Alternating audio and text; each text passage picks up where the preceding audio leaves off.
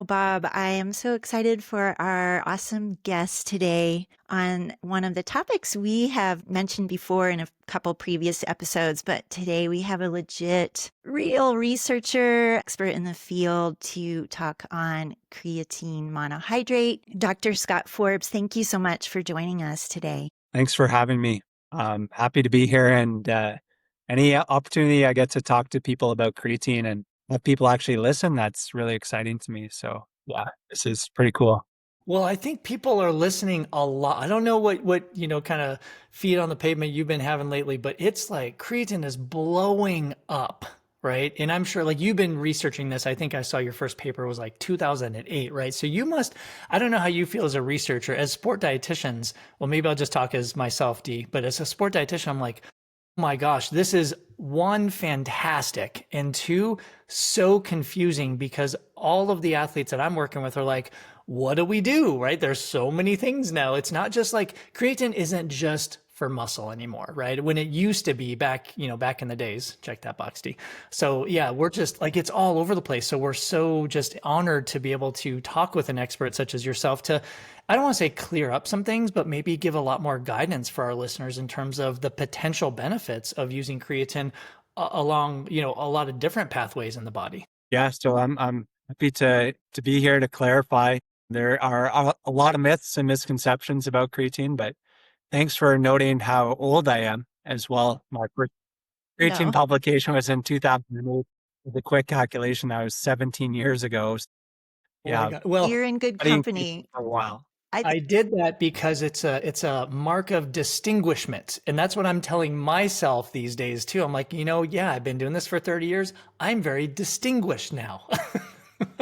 Perfect. Well, and one of the things I love about you, Dr. Forbes, is you also make this topic super fun in the presentations I've seen that you've done, and so generous with your time is your sense of humor and just making this relatable to the person listening as well. So that's an extra bonus for us. I wonder though, as we get started, for those who may not be familiar with you and just learning a little bit more about you, if you could share a bit about even your athletic background. And then I'm curious too, since you have a lot of degrees and such, like how you found your way into your current career path, why creatine is one of your focus areas or maybe a primary focus area. With regards to my sporting background, I used to be a kayaker or a canoeer, and that's what I did growing up. So flat water racing. So I spent a lot of time on the water, kind of paddling around, and then yeah, I switched over to running. So I went from a water-based sport to a land-based sport, and I ran cross country at the university level for a couple years. And yeah, I competed at the time it was called the CIS Championships. It's like the kind of national championships for universities. I was kind of a middle of a pack runner, so I ran about a sub 33-minute 10K, so fast enough, but obviously not competitive to be close to the top half or top 20 student athletes at the time. And after that, I actually switched back to kind of a team sport paddling activity called canoe polo or kayak polo. This obscure sport where you play 5-on-5. It's kind of like water polo, but you played in kayaks. So since that time, I just kind of train for health and longevity and those types of things. So I'm not really competitive at this moment in my life. But you also asked about kind of how I got into creatine supplementation.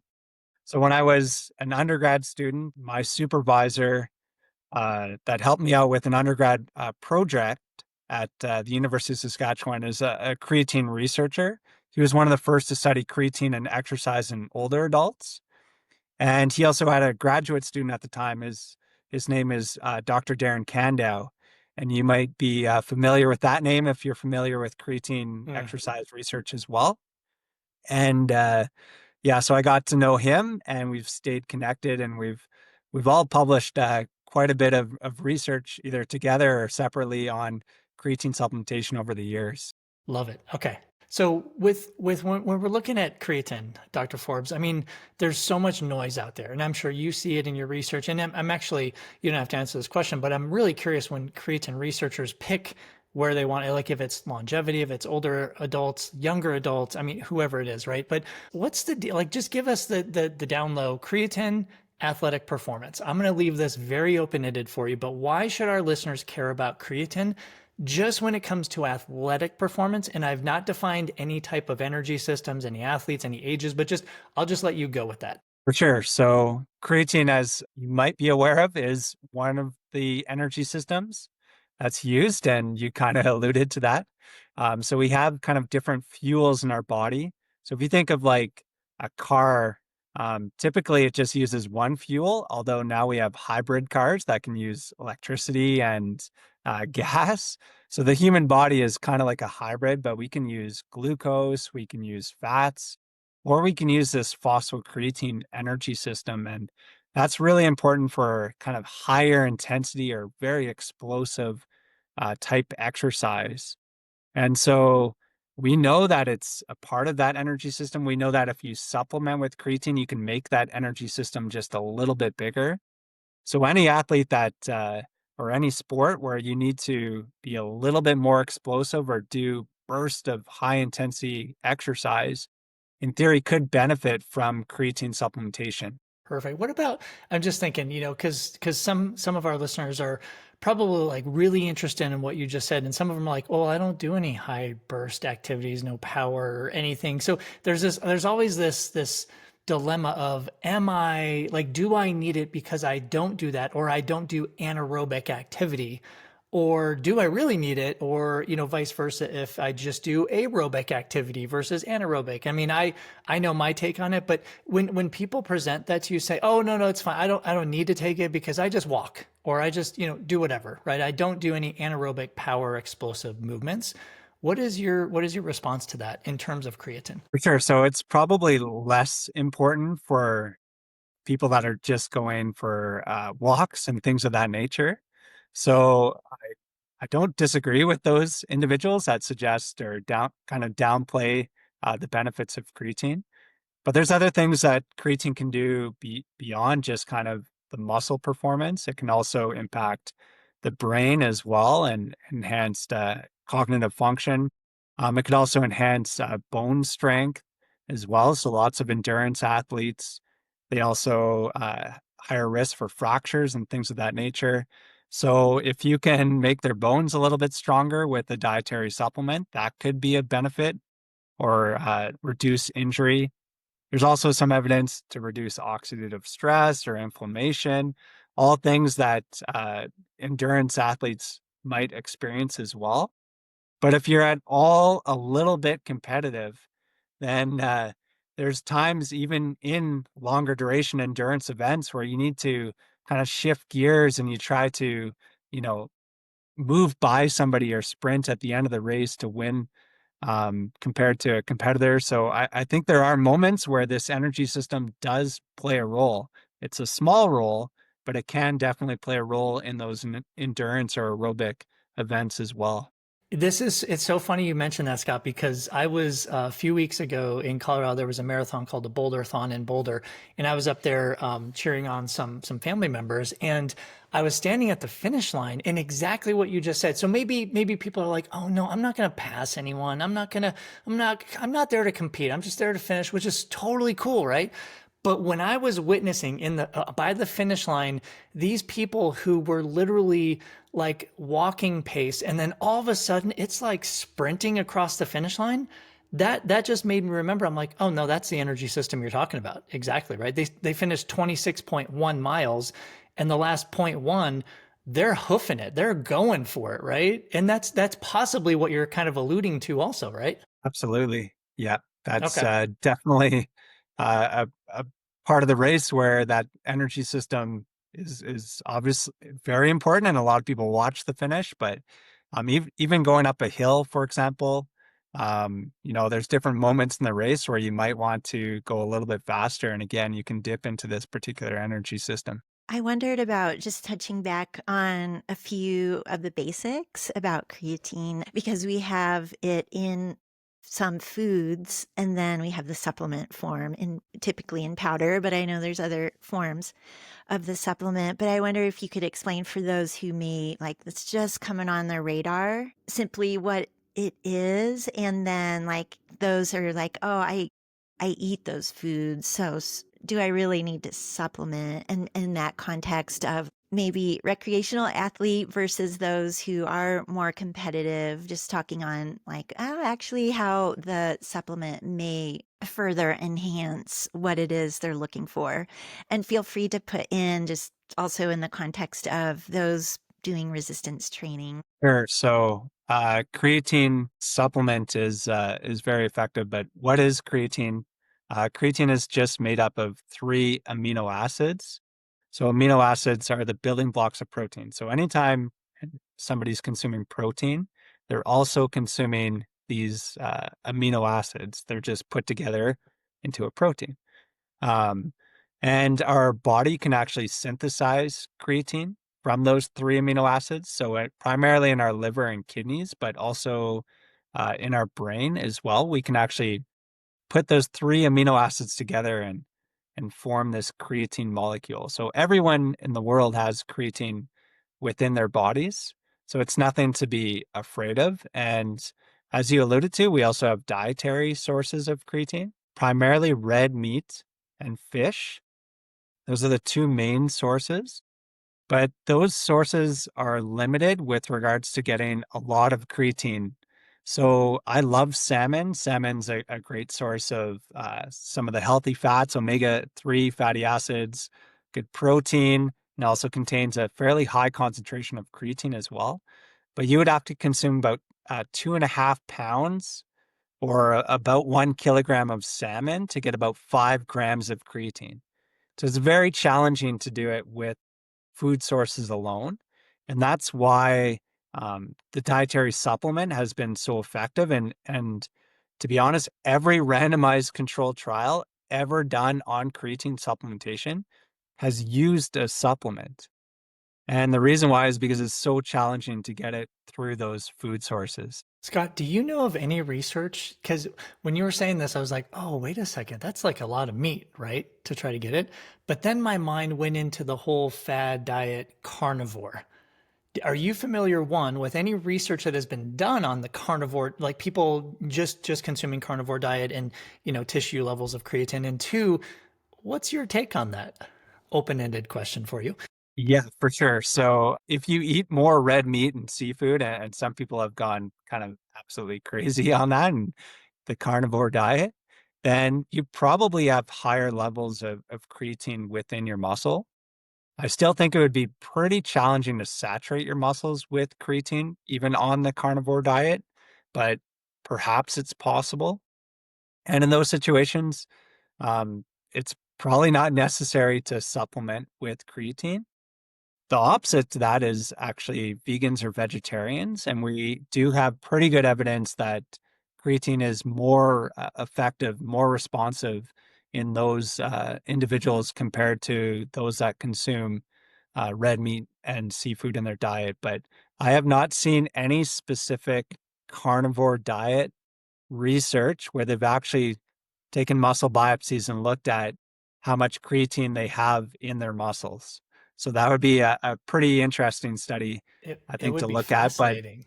my speculation is that they would be less responsive to creatine supplementation just because they're getting it through their diet. I was also wondering about women versus men, like the synthesis rates or storage, because I've heard statements like women 60 to 80% of what men, but I don't know if that's because maybe we potentially eat less protein or how that's even standardized to figure out what. Could you comment on that to clarify? Yeah, for sure. So, so females are just typically smaller than males, so they'll have less creatine just because of the difference in body mass. There's actually one pretty cool study where they took muscle biopsies and they looked at how much creatine was in the muscle between males and females. And females actually had higher resting levels of creatine in their muscle. So before they started to supplement, they had higher creatine levels. So I hear that as well, that, females have 70% of what males do. And the idea is that they'll be more responsive to creatine supplementation. But when you actually look in the muscle, females have higher intramuscular stores of creatine, and they tend to be less responsive to creatine supplementation compared to males. It still works, but to a lesser degree. With that, Scott, would they need more or less creatine supplementation to try to saturate then if they're less responsive to it? So they would, we typically have the same recommendations for females compared to males. But they might be at like 85% saturated at rest, whereas males might be around 80% saturated. So they can only go up about 15% more. And we know you can consume as little as 3 grams per day. And over time, that will actually saturate the muscles in both males and females. So I guess in theory, maybe females would actually require a slightly smaller dose of creatine from a muscle perspective, but yeah, usually the recommendations are the same between males and females. And does that change with age at all? Have you noticed in research? Yeah, for sure. So in older adults, there's some changes within the muscle. So we know that most of the creatine is actually stored in these fast twitch fibers. So we have kind of two main classification of fiber types. Slow twitch fibers are good for really endurance exercise, and they're fatigue resistant. So they're hard to tire out or fatigue. And then we have these fast twitch fibers that are important for more explosive type movements and exercise. And what we know is that most of the creatine is actually stored in these fast twitch fibers. So as you age, you tend to lose these fast twitch fibers, which is detrimental to exercise performance. We know that if you look at sprinting speeds in older adults, they sprint a lot slower than younger adults do, and it's because of that loss of those fast twitch fibers. So um, they might have a lower capacity to store creatine, and we also know that they have less creatine within their muscles as well. So there's a few things that are kind of happening that yeah, could potentially change or alter how creatine is being effective in older adult versus a younger adult. And yeah, some of it could be that loss in those fast twitch fibers. Well, that's interesting to me because we're all very young here, so we haven't even needed to talk about this in terms of where we are in our level of life. But it's interesting because I kind of go back to because really one of the biggest questions we always have as sport dietitians is like I feel like most people are like bought into creatine now, right? It's so well referenced and researched and so many different benefits to it. People are like, okay, yeah, how much do I need to take? But from what I hear you saying is like because of the fast twitch muscle fiber or lack thereof as we age, right? Does that mean that older, and I haven't asked you to qualify or quantify what older actually means. I think I know, but I don't know if I want to ask, but feel free to put that in there. Does that mean that older individuals will need more or less because they are less efficient? I don't know. I'm gonna let you unpack that a little bit. Yeah, for sure. And we haven't really done a good job of kind of teasing out different doses for different ages or sex, and even training status, all those things, or even some individuals just genetically have more fast twitch fibers compared to others. So there was one study that was done in Canada at the University of Alberta. It was led by Dr. Gordon Bell, and they looked at responders and non-responders to creatine. And they found that responders to creatine supplementation had more fast twitch fibers, and they had lower baseline levels of creatine in their muscles to begin with as well. So if I think of kind of applying that theory and rationale to older adults, they actually have lower baseline levels of creatine. So they might need a little bit more and they might be a little bit more responsive to creatine. But then they also have some of that loss of fast twitch fibers. So they might be less responsive to creatine supplementation. So it's not really clear. And we have done some systematic reviews and meta-analysis. Essentially, this is where we nerd out and we find out all the studies published on a certain topic in the literature, and we try to put it together, and we try to maybe look at older versus younger adults. And most of the time, we don't find much of a difference in the true responsiveness to creatine supplementation when we examine older versus younger.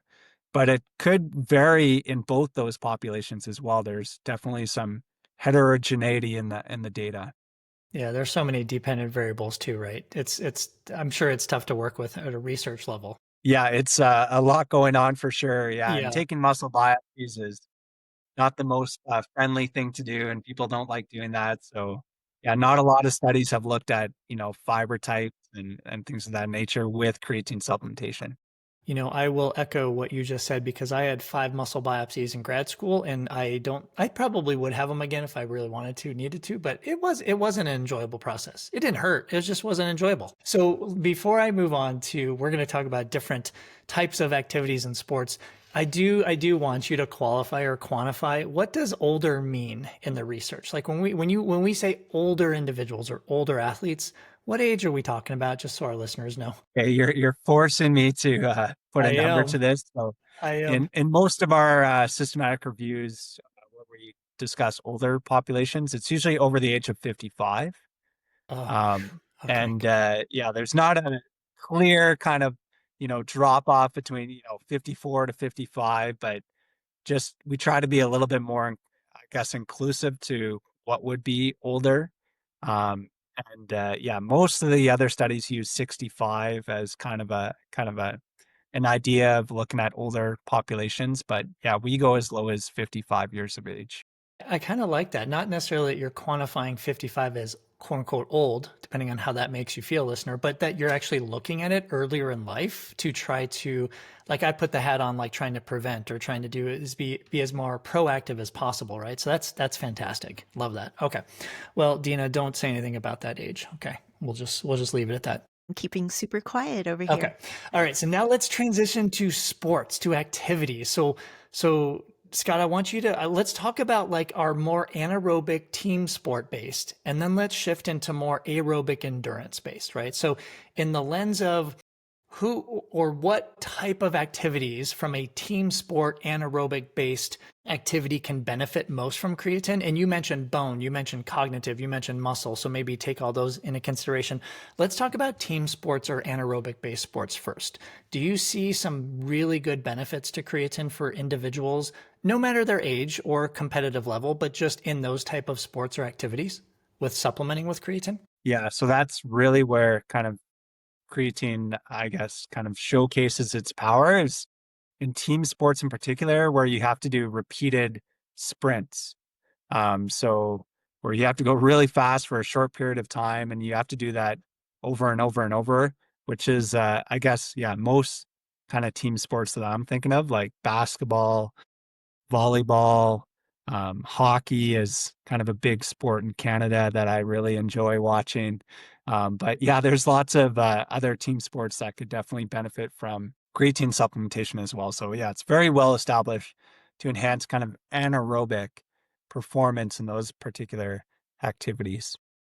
And can I throw in I'm gonna put on my working with college athletes hat really quick. Would it benefit both genders also? It would, yeah. So it does improve performance in both males and females. As I mentioned, just because females have a little bit more creatine in their muscle to begin with, they might be slightly less responsive to a creatine supplement, just because their muscles are about 85% saturated to begin with. So, but it can definitely be important for both males and females, just to make that particular energy system a little bit bigger, increase that capacity, and yeah, they can perform better. So yeah, it works in both populations. Okay. And then before we move to endurance, if someone's doing a sport like you mentioned, volleyball or soccer or something like that, is your recommendation to continue creatine supplementation throughout their entire season, or should they cycle it, or are there particular times of the year where it's more beneficial? For sure. So there's a few kind of considerations with regards to that. I typically recommend, yeah, just to continue taking creatine throughout the entire year. But we know that creatine supplementation combined with strength training, I haven't really talked about that too much, but that is very well established to enhance muscle strength and muscle size as well. So oftentimes people are trying to put on muscle size or strength in the off season. So that's definitely one time that I would highly recommend creatine supplementation. Um, there are some considerations during the season, and some people just don't like to take supplements during a competitive season as well. But I think they could actually benefit with regards to taking it throughout the entire year to help with recovery, to help with that anaerobic performance. So there are a few kind of context nuances to consider, but for the most part, yeah, my recommendation is to take it throughout the entire year. And now let's transition to what I would deem the more difficult sports to almost educate on with creatine, because back in the days, endurance athletes specifically were like, no way, no how, I don't want to get big, I don't want to have bigger muscles, right? That was the mindset decades ago. But now we've got so many of these benefits that you mentioned earlier, just within the human body. Shifting to endurance based activities could be anything from running, swimming, hiking, fast packing, cycling, whatever it is, right? More endurance, more of the aerobic energy system. What do you say to our listeners who participate in those type of activities with the efficacy and need of supplementing with creatine? There's definitely much less research done on creatine and endurance performance. But there's some really cool research that has come out on those particular athletes, and yeah, I think it is growing in popularity. And um, yeah, I think previously, endurance athletes didn't want to put on any size or any muscle, but now there's really good evidence to show that endurance athletes should strength train for injury prevention, but it could also improve running economy and endurance performance. So eventually, over time, things kind of shift. And again, I think creatine could benefit strength training. It can make your muscles a little bit bigger and stronger. That's what you're trying to do. And in theory, that could potentially impact running economy as well, and also endurance performance. So it's not a massive role, but I believe it definitely can play a role in that.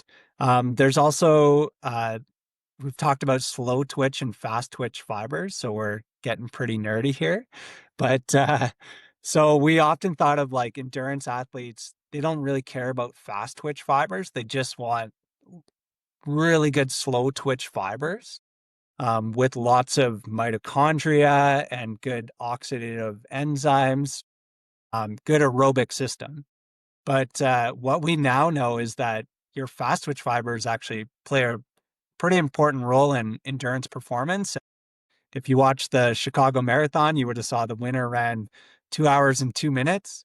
Well, he's running over 20 kilometers an hour, or I'm not too sure what that is in miles per hour, but I Fast. don't know, 13 miles per hour. He's running super fast. Yeah. So if he had no fast twitch fibers, he wouldn't be able to run that fast. So we know that fast twitch fibers are also important for endurance performance. And to highlight how creatine could play a role in that is it was an animal study, but it was pretty cool. So they actually would use a little bit of electricity to cause a muscle contraction in these mice. And what they did was they would do that for 12 hours a day. So they cause us just a small muscle contraction, relaxation, small muscle contraction, relaxation. Essentially, it's like extreme endurance training. So they use that model because that model would create a ton of mitochondria, and they would have big improvements in their aerobic performance. But a problem with that was they would actually lose some of their fast twitch muscle characteristics. But when they put these mice on creatine supplementation, they still got that improvement in aerobic performance. They still got the same amount of mitochondria, but they actually maintained some of those fast twitch characteristics of the muscle. So I think of like an endurance athlete that's doing a ton of training, maybe a high volume training camp, I'm always thinking like I would take creatine supplementation because you're still going to get the improvements in your aerobic fitness from that training camp, but you're also going to maintain those fast twitch fibers, which could be, important for endurance performance as well. Absolutely. And, I kind of think probably the majority of our listeners are not competing at the Olympics and not elite level. It's us, right? We're recreational. We're doing it for health and longevity and fitness and just feeling good, right? So I kind of, when you were talking, it just reminded me of sarcopenia, right? The age-related loss of muscle mass. And what you're saying, it really resonated because, listen, as we get older, we know we start to lose muscle mass. And what you brought up with taking creatine in reference to strength training and trying to, grow the muscles, essentially. I think in one area of endurance athletics, people are like, oh, I don't want to grow the muscles. But in the other area of longevity and endurance, it's like, oh no, I want to have as much muscle as possible so I can still function. I can still do the things that I want to do when I'm older, right? So I think in that context, it sounds like creatine for the, let's just call it maturing masters athletes, endurance based, would probably be a good thing to have part of their daily routine. Do you agree? Yeah, so that would be a great dietary strategy. And there is quite a bit of research as well to show that creatine supplementation could not only maintain or help build muscle mass and strength in older or masters or Yep. slightly Yep. aging individuals, but also improves functional tasks as well. So some ways that they measure that is like sit to stand performance, Yep. and yeah, that improves with creatine supplementation. That's been associated with falls risk. So if you're not very good at sitting down and standing up repeatedly, then you're at a higher risk for falls and associated with sarcopenia and all those kind of negative things as you tend to age. So yeah, we try to do as whatever we can as we're aging. I think strength training is also important as we age as well, but creatine supplementation can definitely help. Perfect. And you reminded me of the sit to stand thing. Dina, this is what that reminded me of. It reminded me of an ultra endurance runner because, the last thing we want to do is sit down because standing really does not feel good. And sometimes we can't even stand back up. But recently, Dina, and I want you to comment on this if you don't mind, you were actually part of the crew of in an ultra race, the Moab 240, for the winner of the race, Miss Becca Rick, our good friend. I guess, Dina, I'm putting you on the spot now. Like, did you notice anything regarding that? And I mean, I'm going to leave this open to you as I just set this up for you. It's kind of a segue to a question back to Dr. Forbes Perfect. regarding intra endurance event. Let's say the longer, like multi-day kind of thing, where we're covering a few hundred miles. Is that impact on cognition and what happens with sleep deprivation? I know there's some dosing recommendation. I think it's 0.35 grams per kilo for maybe the sleep deprivation context, but we did a little bit modified dose during this gal's 72 hours on feet basically. So we didn't go quite as high, but we went higher than just anyways. It was some experimentation. I mean, there's so many variables in ultra marathons, so it's hard to say like, oh, I feel like that helped her stay on point. She didn't fall, and she won the race. Like, well, it was probably more than just the creatine we gave her 6 times. It's definitely the But creatine. I wondered if you could comment on what we might know so far from the research or these kind of anecdotal stories here, experimentation during these prolonged endurance events. Sleep deprivation is a real thing that happens in those particular races. And there is some evidence to show that creatine supplements can benefit the brain when you're sleep deprived. So we know sleep deprivation has a big impact on the way that our brains function. But if you're on creatine, then it seems to impact the brain to a lesser degree. So you can maintain some of those brain benefits and the cognitive function. And I was actually, I did one leg of an ultra endurance race it was a race called the Sinister Seven in the Rocky Mountains in the Crow's Nest Pass in Canada. And so I ran a 32-kilometer leg of the race. And I'm not the best ultra endurance athlete. I didn't do a lot of training for the race, So it was a big challenge for me. And it was also the first time that I've run in the middle of the night as well. So I started my leg at midnight and it took me 5.5 hours. So it was pretty challenging for me. And there's also there was 1,400-meter elevation gain and loss throughout my particular leg of the race as well.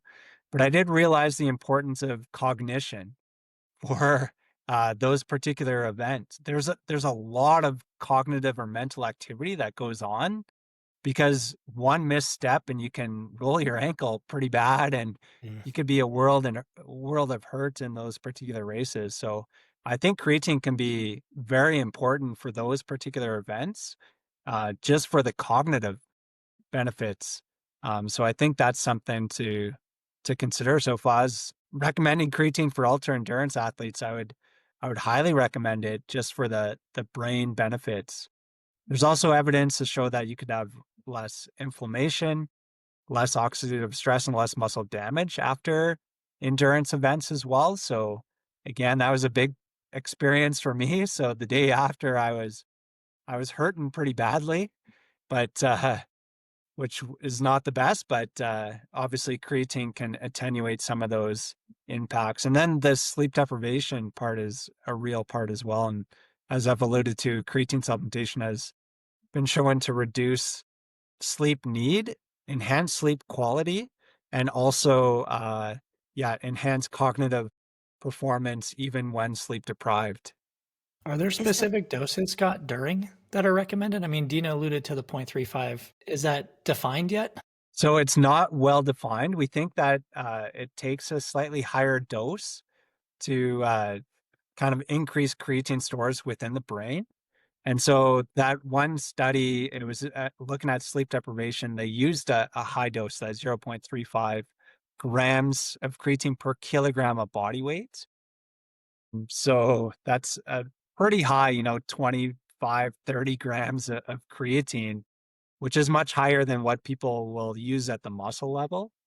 And we just don't know really what the best dosing strategy is at this point. But as you mentioned, kind of trial and error. You try things, you experiment things with things to see how it works. So definitely try that out before you do a major kind of a race or event. But yeah, it might take 10 or 20 grams of creatine to get some of those cognitive benefits. well, we'll keep doing some experimentation in the field until we can get a controlled trial to parse that out a little bit more. I'm Yeah, actually collaborating on a project right now. that's right. We're just loading with creatine for 7 days. And then we're going to look at the impact for an ultra endurance event, but between 50 and 80 kilometers. So not multi-day, where I think it could actually have a really big impact, but just a single day. That's where we're starting off with our research. And then, yeah, we'll continue on with that. That is super exciting. Can't wait for that data so that we can apply some of these things in the field further. When you were talking about the role potentially in mitigating some inflammation and oxidative stress, and then I was thinking of that earlier comment on maybe periodizing creatine, whether it's no matter the athlete. Let's say there is an break or off season versus those peak volume weeks where we might want to preserve the fast twitch fibers and then just the inflammation. If we don't have a formal protocol, I assume we have to still individualize some of this, but it sounds like there is time and a place perhaps to really be more specific with how we're dosing.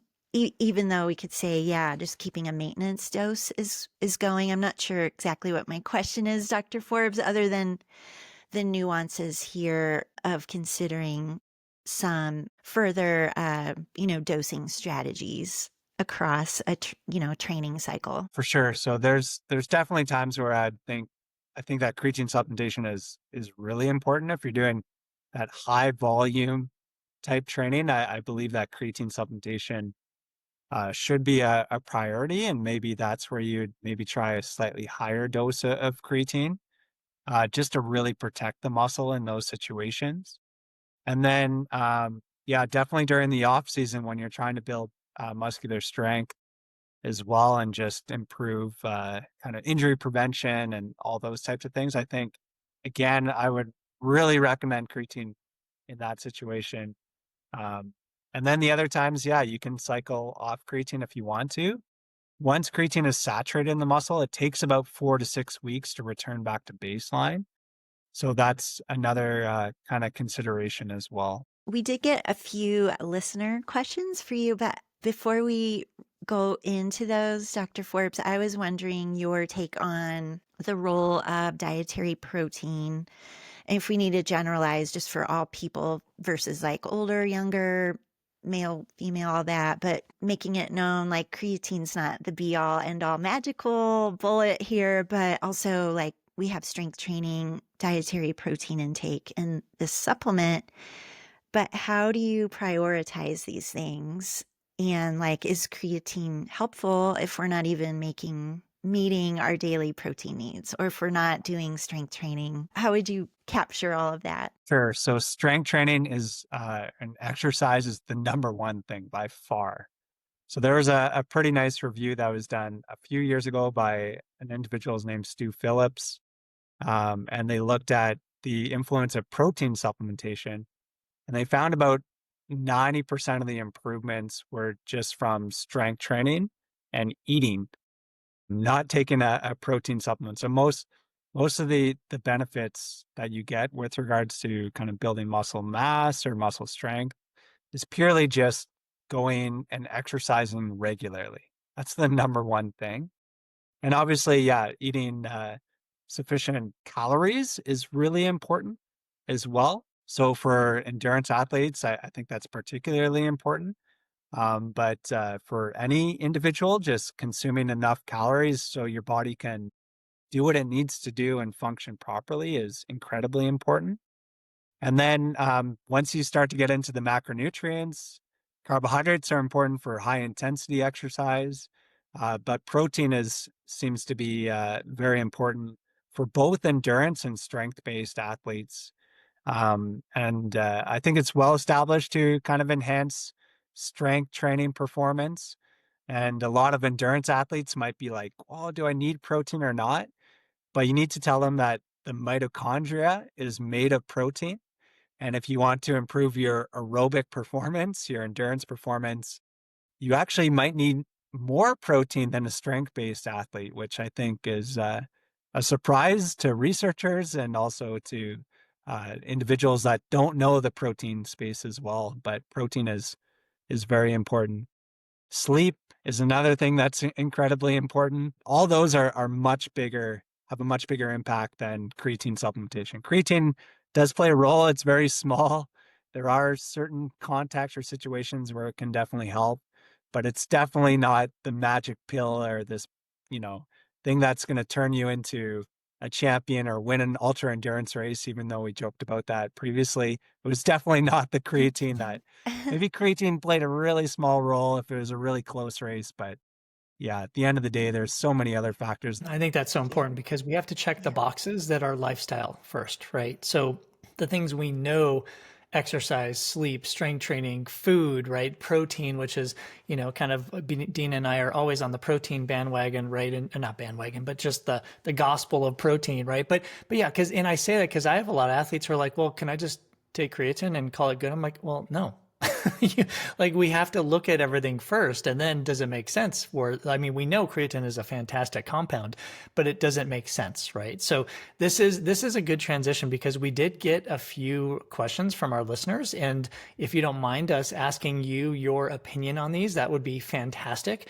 There is the one that I always hear, so I'm really glad we got these questions, Dina, is the whole stomach bloating, I'm gaining weight, body weight, just bloating. What do you say to people who experience that bloating feeling or the increase in body weight after or when supplementing with creatine? The bloating aspect I'll answer first. It's relatively rare. So there are some people that do experience some GI distress and some bloating following supplementation. My recommendation to those individuals is number one, just get creatine monohydrate.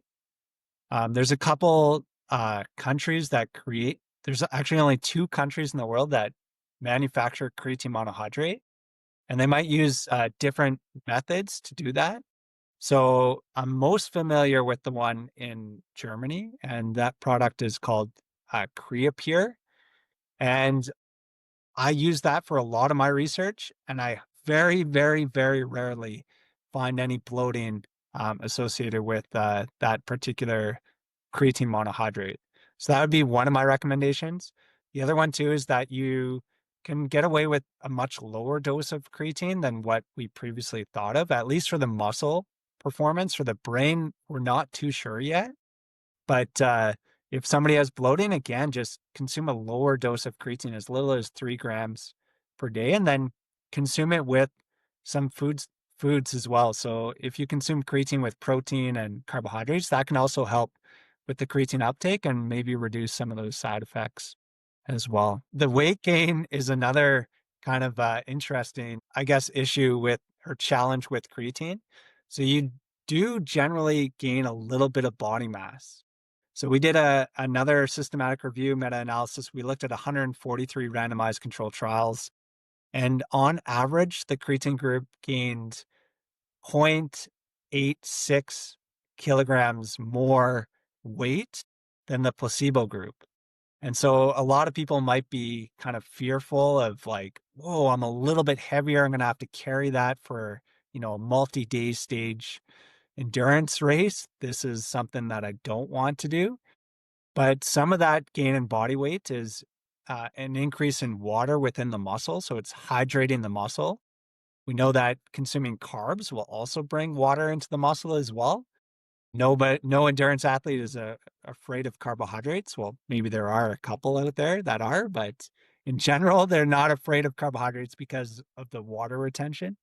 And then also it just is going to help you build a little bit more muscle mass, which again could be a benefit for exercise performance. So I don't think it's something to be really concerned about, is that gain in body mass. Yeah, and I think a lot of people will, if they step on the scale, they're like, "Oh my gosh, I just added." I mean, to your reference, 0.86 kilograms is not a lot, but in their mind, they think, "Oh, I just gained that much fat." It's not fat, right? Like you just said, it's water retention, it's carbohydrates also coming in there. So I think that's a good way to clear that up, because that's number one. I'm sure you hear it too all the time. It's the first thing I always hear from people is, I don't want to gain weight." Well, you have to kind of reference what that weight potential gain is, right? Absolutely. Yeah. Yeah. Okay, here's another one that's interesting, and we kind of been like going around this a little bit, but one of the questions were, you mentioned we have pretty good doses or defined doses for muscle health and muscle performance, and you said maybe not so much with the brain, but do you find, are there any side effects of going, above 15 or maybe closer to 20 grams of creatine per day in supplementation? So as I mentioned before, there are some people that get some GI distress. So there was one study that looked at loading with creatine, so taking about 20 grams per day versus just a maintenance dose, and they found greater prevalence of some of the GI distress with the loading phase compared to just a kind of a lower dose of creatine. So potentially taking, these really big doses of creatine could influence people differently and potentially have kind of a greater prevalence of some of those side effects. But there was also a safety review paper that was published by Rick Kreider. He's done a lot of work on creatine supplementation, but he reviewed 685 randomized controlled trials. So that's a large number of creatine studies. And at the end of the day, they concluded that there is no increase in prevalence or frequency of any side effect uh, in the creatine condition compared to placebo. So creatine is very safe. I think it's even safe in those higher doses, like 20 or 25 grams of creatine. We don't know what would happen if you consume a ridiculous amount of creatine. Maybe I wouldn't go much higher than that, and there's definitely no need to. But yeah, in those doses, it's very, very safe. Okay, great. That is super helpful to know. I know one other common question that comes in is like, okay, I keep hearing take it after exercise versus before, and then there's, I know Dr. Kandau said just take it every day. It doesn't matter, just get it in. Your take on time of day for those of us who are athletes? Whatever Dr. Darren Kando says is usually right. Uh, so I tend to agree with him, but there is some evidence to take it close to an exercise session. So there was a pretty cool study where they did unilateral leg cycling. So they did exhaustive exercise for about an hour, just pedaling with one leg. And then they took creatine afterwards. And the leg that exercised was able to take up more creatine. So I do recommend that when you're kind of loading with creatine or starting to take creatine, take it close to your exercise session because it can get into the muscle a little bit faster. We've done studies looking at taking creatine before, during, and after exercise in collaboration with Dr. Darren Kando, and we found no difference. So if you're an athlete, I recommend taking it close to your exercise session when you're starting to take creatine. But at the end of the day, the timing is pretty small impact on the effectiveness of creatine. So, which is creatine itself is also having a very small impact. So, yeah, I wouldn't worry about the timing too much. For sure. Okay. And lastly, before we move on to our high fives and conclude this wonderful episode, I think these questions are coming from, I just have a feel like TikTok and stuff. Because I've heard some of these too, and I think more from like my collegiate athletes. But one of the questions was, is it important to consume creatine immediately after mixing it, or can I leave it like in a shaker bottle, let it sit for a few hours? Like I feel like there's this, oh, creatine is going to degrade over 4, 5, 7 hours or whatever. Yeah. So when you do put it in liquid, it will start to degrade into a metabolite called creatinine. So you're losing kind of that creatine supplementation. But if you look at 8 hours after you mix it, you might lose maybe 5% of that creatine. So there's no like urgent need to thrush that creatine drink that you just mixed. You can wait, 8 hours and you might lose a little bit of, obviously, if you put that shaker in your fridge and you go back a week or 2 weeks later, then all that creatine is going to be degraded and lost. But if you wait a couple hours, it's not a big deal to drink that creatine. Depends on the pH of the liquid and the temperature of the liquid, but you'll lose about 5%. Perfect. Thank you. Interestingly, you brought up the temperature because that was our other question. Last question. Does it matter if you put it in a hot drink, i.e. coffee, tea, like a lot of people do? Yeah, so it will actually mix a little bit easier in a warmer or hot liquid. So a lot of people like to do that just because if you have it in a cold water, it actually is really challenging to mix it and it kind of is gritty and you see a Yeah. bunch of residue at the bottom. You're like, no, I'm wasting my creatine. You're trying to scoop it out. So yeah, you can definitely mix it in hot liquids. They're actually creating they're called Krea Foods now.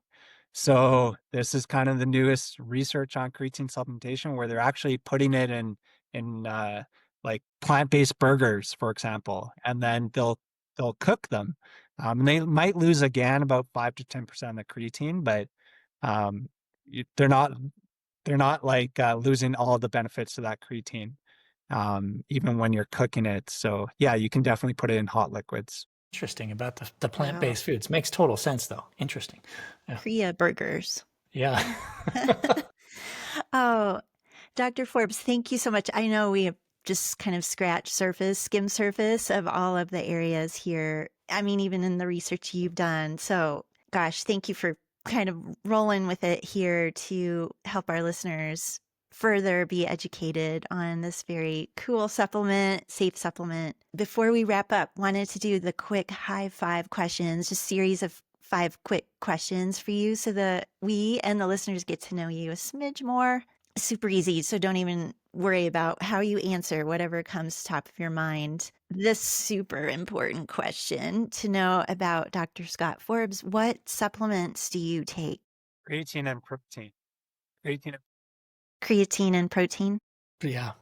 I was gonna guess that, honestly. Yeah, I mean, it would be kind of odd if you weren't taking creatine. We might I need know, right? another podcast episode to explore the reasons, but Okay. Number two, do you have a morning routine, like a set morning routine that you do pretty much every morning? No, no, I don't have a set routine. I got 2 young kids, so pretty Say no much more. looking after them, making sure that they get out of the house.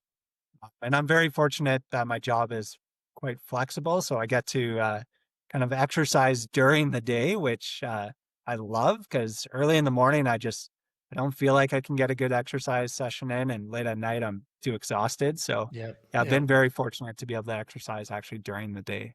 what is a hobby that you have that many people don't know about?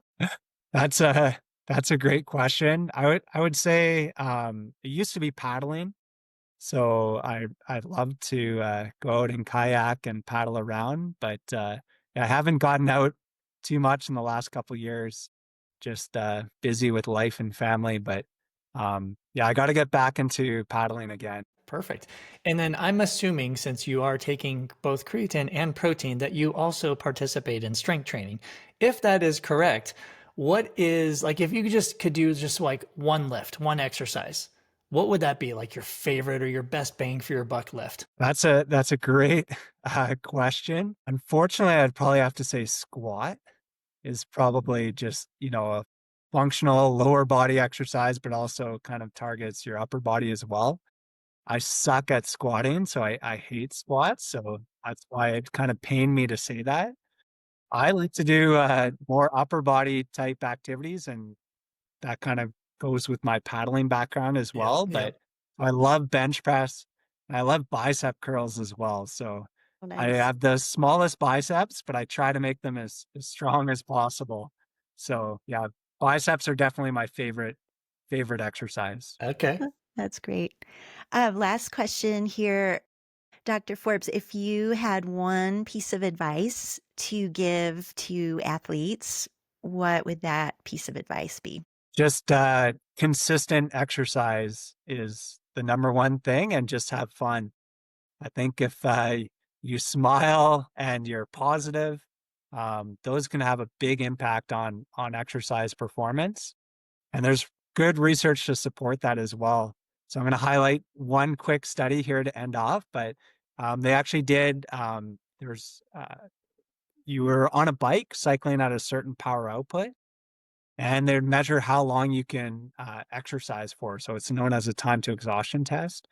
But they had, these images that they would flash in front of the participants. One time it was a smiling face, another time it was an angry face, and these images were flashed so quickly that they weren't even, consciously aware that they were looking at these either smiling or angry faces. But the exercise performance was actually enhanced, with the smiling faces. So I thought that was super cool, and something that I would tell athletes, just smile more. It can have a big impact not only on your own performance, but also on other athletes as well, even if they don't even recognize that you're smiling or not. But being positive is pretty cool. I love that. Thank you for sharing. I think you're also a role model for the smiling piece. Talking Yeah. science and smiling sometimes isn't easy. Dr. Forbes, thank you again for your generous gift of time and sharing everything that you have with us today. We hope we can have you back on a future episode to continue the discussion. And we'll be sure to put links to some of your recent research studies and your contact information so people can follow you. So thank you so much. We appreciate you. Thanks for having me. Yeah, it was an absolute pleasure to be on. So fantastic questions. Thank you. Thank you.